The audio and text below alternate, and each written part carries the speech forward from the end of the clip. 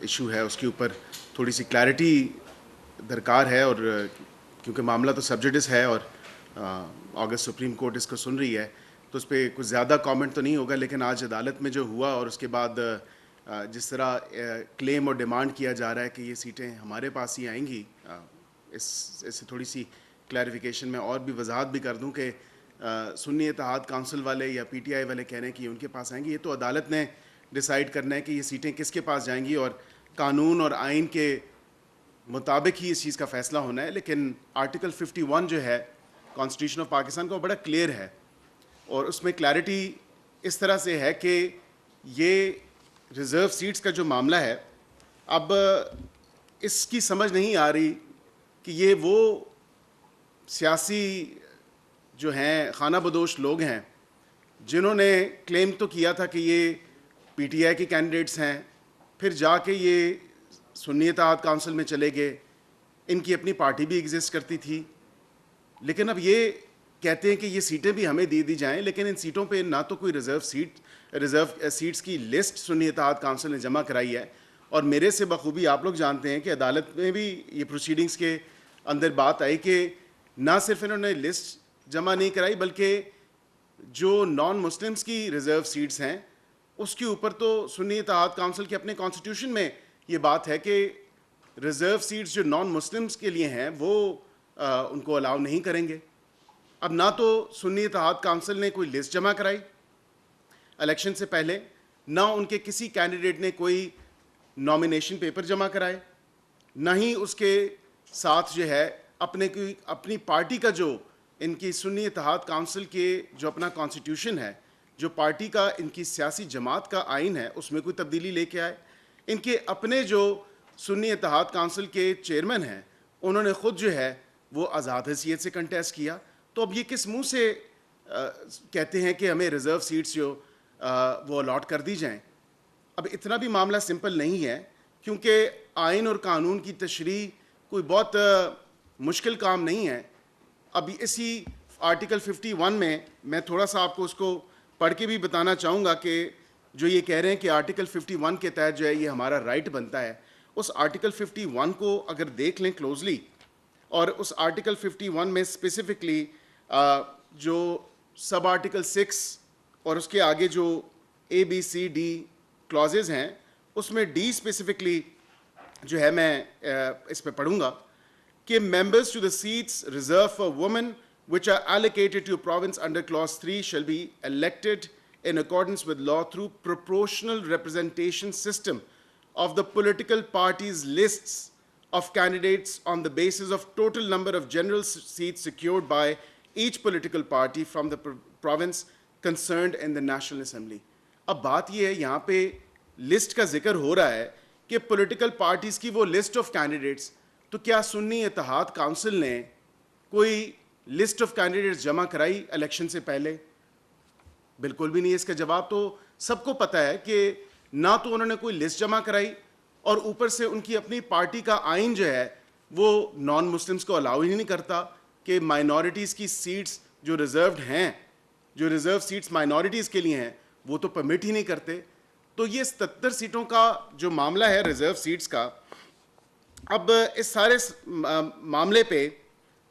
Election commission of Pakistan نے ایک decision دیا. اس کے بعد انہوں نے اس کو پشاور ہائی کورٹ میں چیلنج کیا. پشاور ہائی کورٹ میں ایک بڑا کلیئر ڈیسیجن آ گیا کہ جس سیاسی جماعت نے لسٹ ہی نہیں جمع کرائی وہ کس طرح ریزرو سیٹس کو مانگ سکتی ہے، جب الیکشن سے پہلے ایک پورا پروسیجر ان پلیس ہے، جب آئین اور قانون اور الیکشن ایکٹ 2017 اس چیز پہ اتنا کرسٹل کلیئر ہے اور واضح طور پہ بتا رہا ہے کہ آپ جو پارٹی ریزرو سیٹس مانگے گی یا جتنی وہ سیٹیں جیتے گی اس کے مطابق پروپورشنل ریپرزنٹیشن کے اوپر جو ہے اس کے جیتی ہوئی سیٹوں کے اوپر جو شیئر بنتا ہے وہ شیئر اس کی ایلوکیشن ہوگی. اب یہ فارمولا تو کل، کیونکہ یہ ہیئرنگ اب کل کی تاریخ میں چلی گئی ہے، لیکن یہ ضرور دیکھنا ہے کہ الیکشن کمیشن تو وہ آبویسلی ایکسپلین کرے گا کہ وہ کیا فارمولا ہے اور کس طرح اس فارمولے کی ورکنگ ہوتی ہے جو پروپورشنل ریپرزنٹیشن کا سسٹم ہے. لیکن یہ ڈیمانڈ سنی اتحاد کونسل اور پی ٹی آئی کی طرف سے میں سمجھتا ہوں بڑی انجسٹیفائڈ ڈیمانڈ ہے. اب اس سارے معاملے میں کیونکہ اس تمام تر چیز پہ یہ سیٹوں کو خالی بھی نہیں رکھا جا سکتا، کیونکہ وہ بھی قانون کے اندر جو ایک گرے ایریا ہے، جو آئین کے اندر جس کو ایڈریس پروپورشنل ریپرزنٹیشن کو تو کیا گیا ہوا ہے، لیکن اب یہ کہتے ہیں کہ یہ سیٹیں خالی رہیں گی. اب یہ سیٹیں خالی بھی نہیں چھوڑی جا سکتی، کیونکہ پھر اس میں ہاؤس جو ہے وہ پورا نہیں ہوتا، اور آپ کا اگر ہاؤس پورا نہیں ہے تو اپوزیشن بھی اور حکومت بھی اور دیگر جو ایک پولیٹیکل سسٹم ہے اس کے اوپر جو ہے بڑا ایک نیگیٹو ایفیکٹ آتا ہے. اس نیگیٹو ایفیکٹ کو دور کرنے کے لیے ہی پروپورشنل ریپرزنٹیشن کا جو ایک فارمولا ہے وہ الیکشن کمیشن کل عدالت میں بتائے گی. لیکن حکومت کی طرف سے اٹارنی جنرل صاحب نے ایک 30 پیجز جمع کرایا ہے، اور ریٹن سٹیٹمنٹ پہ انہوں نے واضح طور پہ میں بھی یہ بات آئی ہے کہ یہ ریزرو سیٹس جو مائنورٹیز اور خواتین کے لیے ہیں، کہ جس جماعت نے الیکشن کنٹیسٹ سرے سے ہی نہیں کیا، جس کے اپنے چیئرمین نے اتنا گوارا نہیں سمجھا کہ وہ اپنی سیاسی جماعت کا ہی نشان لے کے اور اس کے اوپر وہ کنٹیسٹ کرتے، تو ان کو ڈیفینیٹلی یہ سیٹیں نہیں مل سکتی، کیونکہ کم از کم جو بیسک ریکوائرمنٹ ہے قانون کی، کم از کم ایک سیٹ جیتنا ضروری تھی، اور اس کم از کم اس سیٹ کو جیتنے سے پہلے جو ہے ایک لسٹ آف جو کینڈیڈیٹس تھی وہ دینا ضروری تھی. یہ قانون کہتا ہے، یہ میری بات نہیں، یا سنی اتحاد کونسل والوں کی بات نہیں، یا پی ٹی آئی والوں کی بات نہیں، یا حکومت پاکستان کی بات نہیں، یہ آئین اور قانون کی بات ہے، اور ہم نے آئین اور قانون کے ودن 4 کارنرز آف دا لا میں رہ کے ہی بات کرنی ہے. اگر یہ کسی کو پسند آتی ہے یا ناپسند آتی ہے تو اس پہ تو نہیں یہ کہا جا سکتا کہ یہ اب آئین اور قانون ان کی جو ہے منشا پہ اس کو تبدیل کر دیا جائے، یا اس کی تشریح جو ہے اس سے برعکس ہو جو آئین اور قانون نے واضح طور پہ لکھا ہوا ہے. اور یہ سب سے امپورٹنٹ پوائنٹ جو ہے وہ یہ ہے کہ پی ٹی آئی خود مان چکی ہے کہ انہوں نے انٹرا پارٹی الیکشن جو ہے 1 سال کا ٹائم ہونے کے باوجود، اور ان کو 1 سال کا ٹائم دیا گیا تھا کہ آپ اپنی پارٹی میں انٹرا پارٹی الیکشن کروائیں، لیکن اس کے باوجود انہوں نے انٹرا پارٹی الیکشن نہیں کروائے، اور جو کروائے وہ اگین ایک فارس تھا، ایک جال سازی کے طریقے سے انہوں نے انٹرا پارٹی الیکشنز کروائے. تو یہ تمام تر چیزیں ہیں. اب جو چیئرمین پی ٹی آئی ہیں بیرسٹر گوہر صاحب، وہ آج کہتے ہیں کہ جی ہم نے فارم 46 جمع کرایا تھا، جو کہ انہوں نے جمع کرایا اور اس پہ جو ہے تمام تر یہ سارا معاملہ ہوا. تو اس طرح نہیں ہے. آپ انڈیپینڈنٹ کینڈیڈیٹ سے کوئی بھی ایک ریزنیبل پروڈنٹ مائنڈ کو یہ بات اپیل ہی نہیں کرتی کہ جب آپ کی ڈیڈ لائن ہوتی ہے، جب تمام تر نوٹس ایک پیریڈ دیا جاتا ہے، الیکشن کال ہوتا ہے، خواہ وہ بائی الیکشن ہو، خواہ وہ جنرل الیکشن ہو، لوکل باڈیز کا الیکشن ہو، یا دیگر جنرل الیکشنز ہوں، تو اس میں پورا ایک نوٹس ہوتا ہے جو آر اوز کی طرف سے یا الیکشن کمیشن آف پاکستان کی طرف سے چسپاں کیا جاتا ہے. آپ نے کاغذات جمع کرانے ہوتے ہیں، آپ نے ایک تاریخ تک، ایک ڈیڈ لائن تک اپنے ٹکٹ کی کاپی جمع کرانی ہوتی ہے، اور اس کے بعد اگر اس تاریخ تک یا اس ٹائم تک آپ اپنی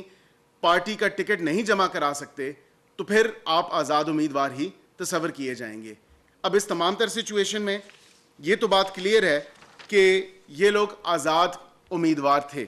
انہوں نے بے شک پی ٹی آئی کا اس خانے میں لکھا ہوگا، لیکن اگر پی ٹی آئی کا کوئی سرٹیفکیٹ جو کہ لیگل سرٹیفکیٹ ہو،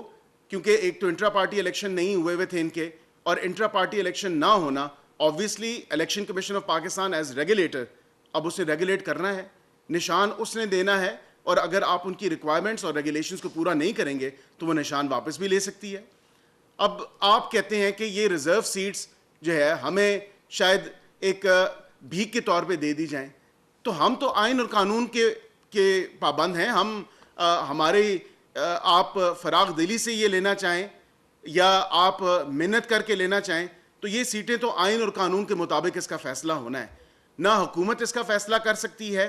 اور نہ ہی کوئی اور اس کا فیصلہ کر سکتا ہے. اس کا فیصلہ کیونکہ عدالت میں اب کیس ہے اور August supreme court of Pakistan نے اس پہ اسیوم کی ہے جورسڈکشن. اب پی ٹی آئی والے بھی پارٹی بننا چاہتے ہیں اس پٹیشن میں کہ جی ہمیں یہ ان پرانی لسٹوں پہ شاید یہ ہے سیٹیں دے دی جائیں، تو اس طرح نہیں ہے. یہ کم از کم پاکستانی عوام کو, قوم کو بیوقوف مت بنائیں.